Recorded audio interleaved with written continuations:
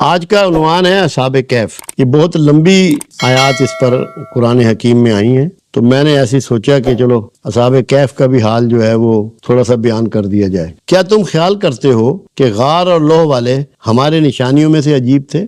اس کا سٹارٹ ہی ہے کہ وہ عجیب تھے، تو خیال تو لوگ کرتے ہیں کہ عجیب تھے، کیونکہ جو کچھ ان سے منسوب باتیں ہیں تو وہ عجائبات سے ہی ہیں۔ جب وہ جوان غار میں جانے لگے تو کہنے لگے کہ ہمارے پروردگار، ہم پر اپنے ہاں سے رحمت نازل فرما اور ہمارے کام میں درستگی کے سامان مہیا فرما۔ گئے کیوں تھے وہ لوگ نوجوان غار میں؟ کیوں گئے؟ کیونکہ جس بستی میں وہ رہتے تھے وہاں بہت کفر پھیلا ہوا تھا، ظلم تھا، لوگوں کو زبردستی ایمان سے روکا جاتا تھا۔ وہ لوگ اپنا ایمان بچانے کے لیے شہر چھوڑ کے تو غار میں پناہ لی تھی انہوں نے۔ اب یہاں یہ بتایا جا رہا ہے کہ جہاں ایسی صورتحال پیدا ہو جائے وہاں تم بستیاں چھوڑ کے اپنی جان بچانے کے لیے نکل سکتے ہو، اپنا ایمان بچانے کے لیے۔ اور اصحاب رسول نے اور خود رسالت مآب صلی اللہ علیہ وسلم نے مکہ سے مدینہ کو ہجرت کی، حبشہ کو ہجرت کی، تاکہ دین محفوظ رہے۔ دباؤ جو ہے انسان پر، شدت، سختی، کمزوریاں بھی ایمان میں واقع ہو سکتی ہیں۔ خود اللہ کے رسول صلی اللہ علیہ وسلم نے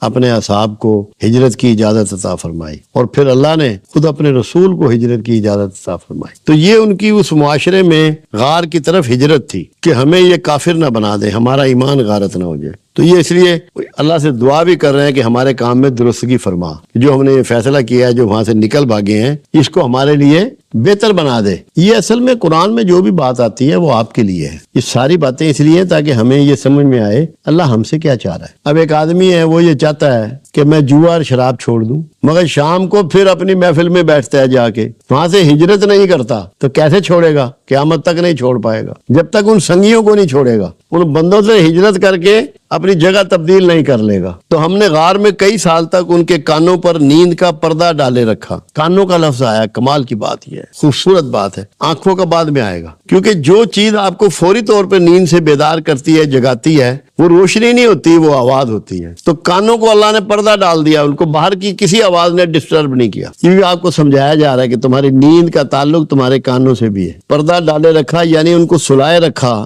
پھر ان کو جگا اٹھایا تاکہ معلوم کریں کہ جتنی مدت وہ غار میں رہے ہیں کہ دونوں جماعتوں میں سے اس کی مقدار کس کو خوب یاد ہے، کہ ان کو جگایا تاکہ ان سے پوچھا جائے کہ تم کتنا عرصہ سوئے رہے۔ کس کو پتا ہے کہ ہم کتنا عرصہ سوئے رہے؟ مقدار قدر کہتے ہیں اندازے کو، کہ اس کا اندازہ کر سکیں کہ یہ کتنا سوئے رہے۔ مقدار، ہم ان کے حالات تم سے صحیح بیان کرتے ہیں۔ اب اللہ کہہ رہا ہے کہ صحیح بیان کرتے ہیں، کہ اس میں تم کسی شک میں نہ پڑ جانا، کیونکہ بہت سے مفروضے ان کے بارے میں تھے، وہ بھی آگے آئے گا۔ وہ کئی جوان تھے جو اپنے پروردگار پر ایمان لائے تھے، اور ہم نے ان کو اور زیادہ ہدایت دی تھی اور ان کے دلوں کو اور زیادہ مضبوط کر دیا تھا۔ اگر ان کے دل مضبوط نہ ہوتے تو وہ یہ تنہائی اختیار نہ کرتے، بھوک برداشت نہ کرتے، اپنا گھر بار چھوڑ کر، معاشرہ چھوڑ کر، بہن بھائیوں کو، رشتہ داروں کو چھوڑ کے نہ آتے۔ اس کے لیے بڑی مضبوطی چاہیے، اتنے بڑے پروگرام کے لیے، یہ ارادہ کرنے کے لیے۔ جب وہ اٹھ کھڑے ہوئے تو کہنے لگے کہ ہمارا پروردگار آسمانوں اور زمین کا مالک ہے،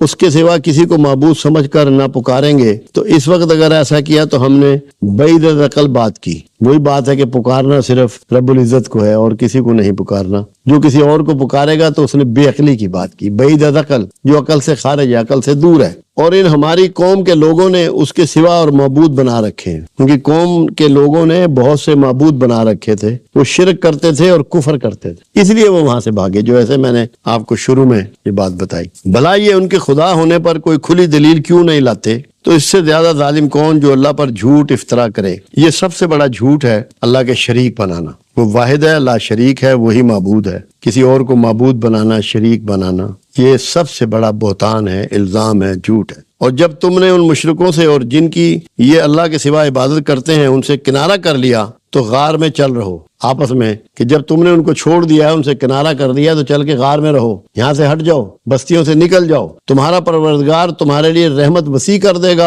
اور تمہارے کاموں میں آسانی پیدا فرمائے گا۔ دیکھو نا، وہاں کوئی کھیتی نہیں تھی، کوئی دکان نہیں تھی، ان کے لیے آسانی یہ ہونی تھی کہ وہ محفوظ بھی رہیں اور وہ کھاتے پیتے رہیں، ان کو اسباب میسر آئیں۔ تو اللہ نے ان کے لیے سارے اسباب کر دیے، اور جب سورج نکلے تو تم دیکھو کہ دھوپ ان کے غار سے دائیں طرف سمٹ جائے۔ اب کیا بندوبست کیا ان کا آرام کا کہ روشنی بھی رہے مگر دھوپ ان کی تمادت، اس کی گرمی ان کو ڈسٹرب نہ کرے، اور جب غروب ہو تو ان سے بائیں طرف کترا جائے، جب سورج غروب ہو تو اس سے بائیں طرف ہو جائے۔ اللہ نے اس کے ارینج کر دیا، ایسی سچویشن پیدا کر دی، اور وہ اس کے میدان میں تھے۔ میدان سے مراد یہ ہے کہ غار کافی بڑا تھا، کافی وسیع تھا۔ میدان کا لفظ تب ہی آتا ہے جب زمین کہیں چوڑی ہو، بڑی ہو، کھلی ہو، تو یہ بہت بڑا غار ہوا کہ چھت تو تھی اس کے اوپر مگر دھوپ اس میں کھلی آتی تھی، کیونکہ دہانا اس کا مطلب ہے اس کا کافی اونچا ہوگا۔ یہ اللہ کی نشانیوں میں سے ہیں، جس کو اللہ ہدایت دے وہ ہدایت یاب ہے، اور جس کو گمراہ کرتے تو اس کے لیے کوئی دوست اور راہ بتانے والا نہ پاؤ گے۔ ہدایت ساری اللہ کی طرف سے ہے، کوئی کسی کو ہدایت نہیں دے سکتا، کوئی دوست آپ کو سیدھی راہ نہیں بتا سکتا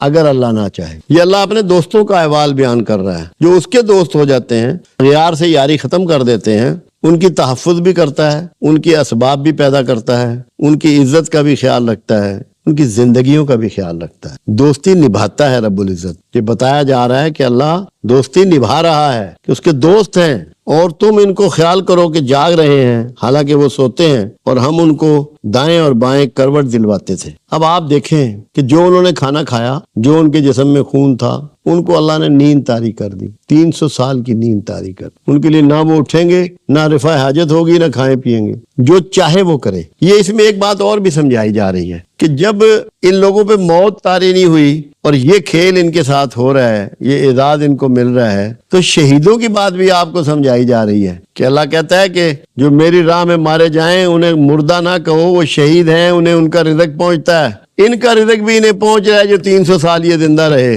تاکہ آپ کو یہ پتا ہو کہ شہیدوں کو بھی رزق پہنچتا ہے۔ اور شہید کون ہے؟ جو اللہ کی گواہی دے۔ انہوں نے ہجرت کر کے اللہ کی گواہی دی، معاشرے سے نکل کے اللہ کی حقانیت کی گواہی دی، اس کے معبود برحق ہونے کی گواہی دی۔ شہید بھی گواہی دینے والا ہوتا، اور ان کا کتا چوکھٹ پر دونوں ہاتھ پھیلائے ہوئے تھا، اگر تم ان کو جھانک کر دیکھتے تو پیٹ پھینک کر بھاگ جاتے اور ان سے دہشت میں آ جاتے۔ اگر ان لوگوں کو دیکھتے کہ کتا بھی بیٹھا ہوا ہے، وہ بھی سویا ہوا ہے، اور وہ لیٹے ہوئے ہیں، کروٹیں لے رہے ہیں، تو بندے گھبرا جاتے کہ یہ کیسے لوگ ہیں، یہ کیا کر رہے ہیں، کب سے اس طرح ہیں۔ لباس ان کے جو تھے وہ بدل چکے ہیں، زمانے کے لباس بدل گئے۔ 300 سال میں تو فیشن دنیا کا کتنا تبدیل ہو جاتا ہے۔ خوفزدہ ہونے والی بات ہے، دہشت میں آنے والی بات ہے۔ اور اسی طرح ہم نے ان کو اٹھایا تاکہ آپس میں ایک دوسرے سے دریافت کریں، جگا دیا۔ ایک کہنے والے نے کہا کہ تم یہاں کتنی مدت رہے؟ تو انہوں نے کہا کہ 1 دن یا اس سے بھی کم۔ جب قیامت میں آپ سب اٹھیں گے تو سب یہی کہیں گے کہ ہم 1 دن دنیا میں رہے ہیں، بلکہ اس سے بھی کم، کیونکہ جو اللہ کا 1 دن ہے وہ 1000 سال کا ہے۔ اگر آپ 1000 سال کی بھی عمر پائیں گے تب بھی آپ 1 دن ہی کہیں گے۔ تو بندوں کی عمر تو 100 سال ہے، 110 سال ہو جائے گی۔ آپ سب نے یہی کہنا ہے کہ ہم 1 دن رہے ہیں، اب ہم جاگے ہیں، 1 دن ہم سوئے رہے ہیں۔ آپ کو دنیا کا کچھ بھی یاد نہیں ہوگا، کیونکہ جب پوچھا جائے گا اور سمجھ لوٹائی جائے گی تو تب پتہ لگے گا کہ میں کیا کیا تیر مارتا رہا ہوں، کیسے وقت گزارتا رہا، کیا کیا حرکتیں کرتا رہا۔ کہیں گے 1 دن یا اس سے بھی کم۔ انہوں نے کہا کہ جتنی مدت بھی تم رہے ہو تمہارا پروردگار اس کو خوب جانتا ہے، یہ اللہ بھید جانتا ہے کہ تم کتنا عرصہ رہے ہو، تم نہیں جانتے۔ تو اپنے میں سے کسی کو یہ روپیہ دے کر شہر بھیجو کہ وہ دیکھے کہ نفیس کھانا کون سا ہے، تو اس میں سے کھانا لے آئے اور آہستہ آہستہ جائے اور تمہارا حال کسی کو نہ بتلائے۔ کیوں بھیجا جا رہا ہے کرنسی دے کے؟ تاکہ یہ پتہ لگے کہ کتنی اولڈ کرنسی ہے، زمانہ کتنا بیت گیا ہے، زمانے کے حالات کتنے تبدیل ہو چکے ہیں، حکومتیں کتنی تبدیل ہو چکی ہیں، لوگوں کے رویے کتنے بدل چکے ہیں،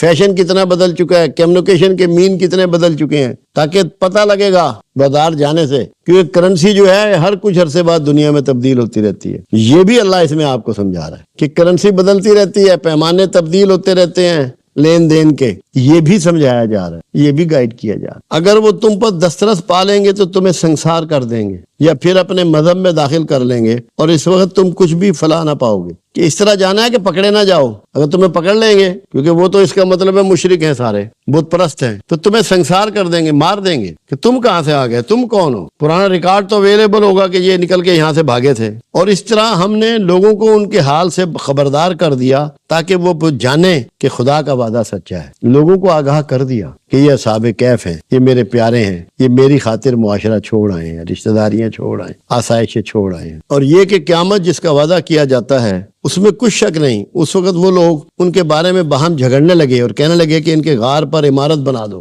ان کا پروردگار ان کے حال سے خوب واقف ہے۔ اور جو لوگ ان کے معاملے میں غلبہ رکھتے تھے وہ کہنے لگے کہ ہم ان کے غار پر مسجد بنائیں گے۔ دو گروہ وہاں پیدا ہو گئے۔ اس کا مطلب ہے کہ کچھ لوگ اسلام پہ ایمان لا چکے تھے، کچھ لوگ عمارت بنانے کی بات کر رہے تھے اور کچھ لوگ اس پر مسجد بنانے کی بات کر رہے۔ وہ یہ سمجھتے تھے یہ اللہ والے ہیں، یہ اللہ کے ولی ہیں، اور یہی رواج آج تک چلا آ رہا ہے۔ جہاں اللہ کے ولی ہوتے ہیں وہ مسجد ہوتی ہے، جو ولی گزر گئے ہیں ان کے قبروں کے پاس بھی مسجد ہے۔ یہ نشانی ہے اس بات کی جب کسی ایسی جگہ پہ مسجدیں تعمیر کر دی جائیں کہ یہ بندے یقیناً اللہ والے ہیں، اللہ لوگوں کو ایسی ہدایت دیتا ہے کہ وہ وہاں مسجدیں تعمیر کر دیتے۔ یہ علامت ہوتی ہے اللہ کے دوستوں کی، اور غلبہ انہی کا تھا کہ جنہوں نے وہاں مسجد بنا دی، اور جو وہاں عمارت بنانا چاہتے تھے وہ مغلوب ہو گئے۔ اب دیکھو نا، ایک اور بات آگے آ رہی ہے، بڑی کمال کی باتیں ہیں، بڑی حکمت کی باتیں ہیں۔ بعض لوگ اٹکل پچو سے کہیں گے کہ وہ تین تھے اور چوتھا ان کا کتا تھا، وہ تین تھے اور چوتھا ان کا کتا تھا، اور بعض کہیں گے کہ وہ پانچ تھے اور چھٹا ان کا کتا تھا، اور بعض کہیں گے کہ وہ سات تھے اور آٹھواں ان کا کتا تھا۔ کہہ دو کہ میرا پروردگار ہی ان کی تعداد سے خوب واقف۔ آپ کو یہ بتایا جا رہا ہے کہ کسی بھی ایشو پر بغیر تحقیق کے کوئی کمنٹس مت کرو، کوئی اپنی رائے پاس مت کرو، اپنی رائے زنی نہ کرو، تحقیق کرو، معلومات کرو، دیکھو، پوچھو، غور کرو، کتابوں میں ٹٹولو، وہاں کے احوال دیکھو۔ ایسے اٹکل پچو مت لگاؤ۔ اٹکل پچو کہا ہے قرآن نے اس لفظ کو۔ کہہ دو کہ میرا پروردگار ہی ان کی تعداد سے خوب واقف ہے۔ ان کو جانتے بھی نہیں ہیں تو تھوڑے ہی لوگ جانتے ہیں، تم ان کے معاملوں میں گفتگو نہ کرنا، گفتگو سے روکا کہ تمہیں اللہ کے بھید نہیں پتا، کوئی گستاخی نہ کر بیٹھو، کوئی غلطی نہ کر بیٹھو، کوئی کوتاہی کے ارتکاب نہ کر بیٹھو، مگر سرسری سی گفتگو، اور ان کے بارے میں ان میں سے کسی سے کوئی دریافت نہ کرنا، کسی سے کچھ نہیں پوچھنا ان کے بارے میں، کیونکہ یہ اللہ کے کوڈ ہیں، بھید ہیں۔ اللہ نہیں چاہتا کہ اس کے بھیدوں سے پردہ اٹھایا جائے جب تک کہ وہ اجازت نہ دے، اور کسی کام کی نسبت نہ کہنا کہ میں اسے کل کر دوں گا مگر انشاءاللہ کہہ کر۔ یہ ٹیچ کیا جا رہا ہے ساتھ ہی کہ تم جو کہتے ہو میں کل یہ کام کروں گا، جبکہ تمہیں نہیں معلوم کہ تم کل ہوگے یا نہیں ہوگے، جس کا کام ہے وہ ہوگا کہ نہیں ہوگا، یہ شہر ہوگا کہ نہیں ہوگا، یہ ملک ہوگا کہ نہیں ہوگا۔ ایک لمحوں میں اللہ ملیا میٹ کر سکتا ہے سب کچھ۔ اس لیے جب کہنا ہے یہ کہنا ہے کہ انشاءاللہ، اور اگر چاہو تو کر دوں گا، اللہ چاہے تو کر دوں گا، اور اللہ کا نام لینا بھول جاؤ تو یاد آنے پر لے لو،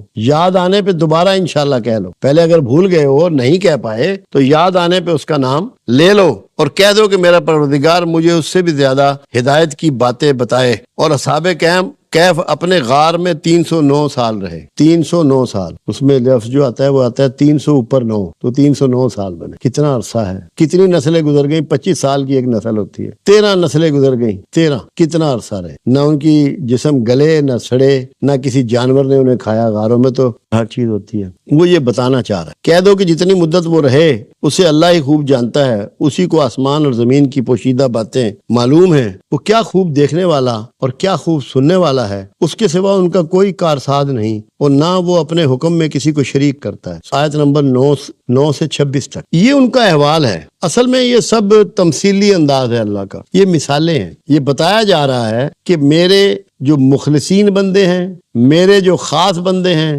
جن کو اپنے پاس سے علم عطا فرماتا ہوں، علم لدنی دیتا ہوں، ان کے کمالات اور خوبیاں کیا ہوتی ہیں، ان کے ملنے کا مقام کیا ہوتا ہے، زندگی میں ان کا رویہ کیا ہوتا ہے۔ اصحاب کہف بڑی خاص سورہ ہے۔ اب اس میں بھی ایک پہلو ہے کہ کتے کو کیوں پٹ کر دیا بیچ میں؟ کتا تو نجس جانور ہے، اصحاب کہف کے ساتھ کتا بھی شامل ہے۔ یہ سارے جنتی ہیں تو وہ کتا بھی جنت میں جائے گا۔ تو بتایا جا رہا ہے کہ اگر کوئی نجس بھی میرے خاص بندے، میرے دوست، میرے ولیوں کی وفاداری کرے گا تو اسے بھی بخش دوں گا۔ موسیٰ علیہ السلام سمندر کے ساتھ ساتھ سفر فرما رہے ہیں، ہواری ساتھ ہے، اللہ کے کسی خاص بندے سے ملاقات کا اذن ہے، تو اپنے ہواری سے کہتے ہیں یا خادم سے کہتے ہیں یا مرید سے کہتے ہیں کہ میرا کھانا نکالو۔ تو بھنی ہوئی مچھلی ٹوکری میں تھی، انہوں نے کہا اللہ کے نبی مجھے یاد نہیں رہا۔ راستے میں ایک جگہ مچھلی ٹوکری میں سے کود کر سرنگ بناتی ہوئی سمندر میں چلی گئی، سرنگ بناتی ہوئی سمندر میں چلی گئی۔ اس نے کہا وہی جگہ تھی جہاں اس اللہ کے خاص بندے نے ہمیں ملنا تھا، اس کی ملاقات وہیں تھی۔ آؤ پلٹیں،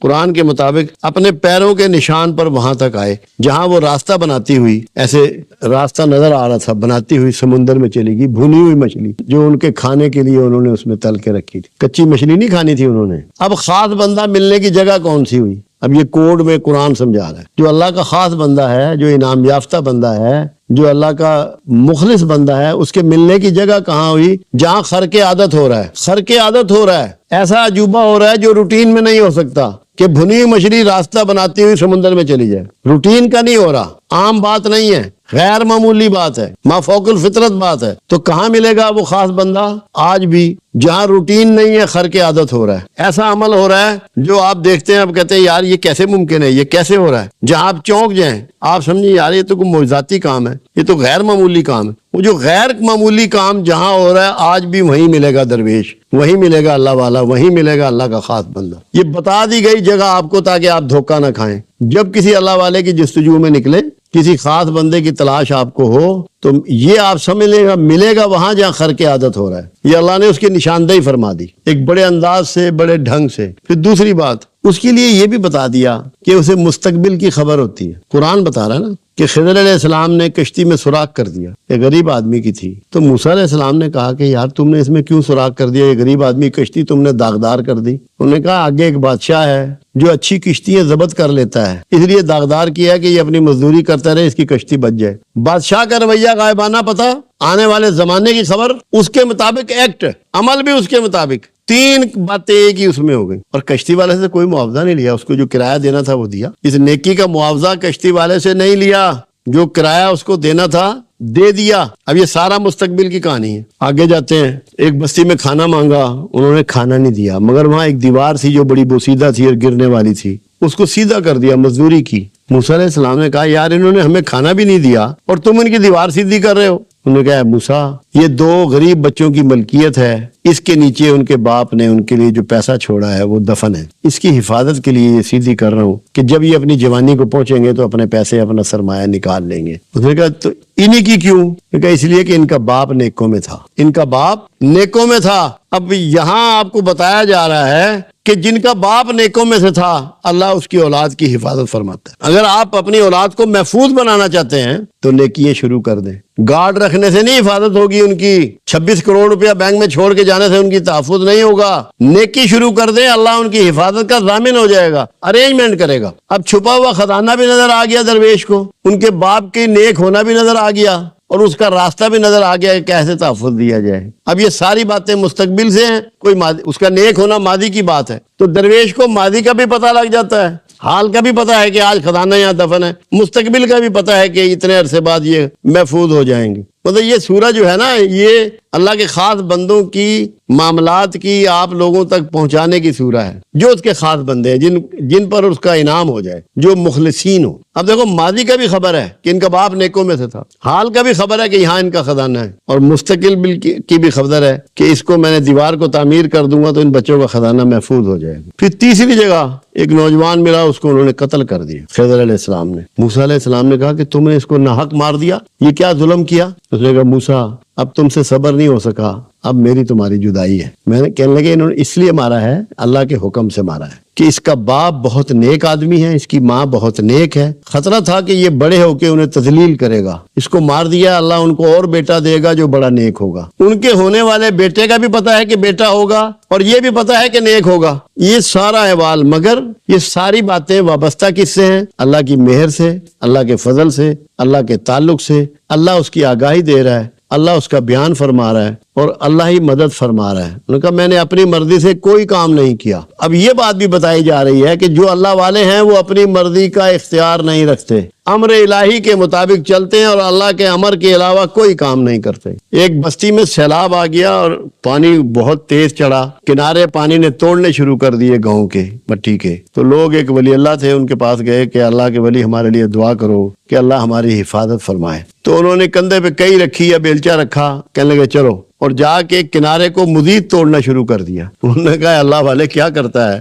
انہوں نے کہا اگر اللہ کی مرضی یہ ہے کہ تمہیں بہا دے، روڑ کے لے جائے، تو میں تو اللہ کی مرضی کے ساتھ ہوں. تو کوئی اللہ والا امر الہی کے خلاف نہیں چلتا. یہ بھی اس میں کوڈ ہے۔ رسول اللہ صلی اللہ علیہ وسلم کا ایک فرمان مبارک موجود ہے کہ جسے دجال کا ڈر ہو وہ سورہ کی پہلی 10 آیتیں پڑھ لیا کرے۔ اس میں ان قوموں کا ذکر ہے جو سمندروں کے کنارے آباد ہیں، اہل مغرب، یہ سارے دجال کے ساتھی ہیں۔ اس لیے یہ کوڈ کملی والے نے آپ کو بتا دیا۔ جب آپ وہ پڑھیں گے آپ اپنے دشمنوں سے اویئر ہو جائیں گے، آپ کی سمجھ میں بات آ جائے گی۔ تو کوشش میں نے کی ہے کہ تھوڑی سی آپ کو یہ اس کا کوڈ جو ہیں وہ بتا دیے جائیں۔ اللہ کرے کہ میری بات آپ کے سمجھ میں آ جائے، آپ کے رویے بدل جائیں۔ آپ کوشش کریں کہ اللہ کے مخلصین میں داخل ہو جائیں، اللہ کے مخلص بندوں میں داخل ہو جائیں، تاکہ وہ آپ کو اپنے خاص بندوں میں داخل کر۔ کسی دوست کو اگر کچھ پوچھنا ہو تو مجھ سے پوچھ لیں، میں حاضر ہوں۔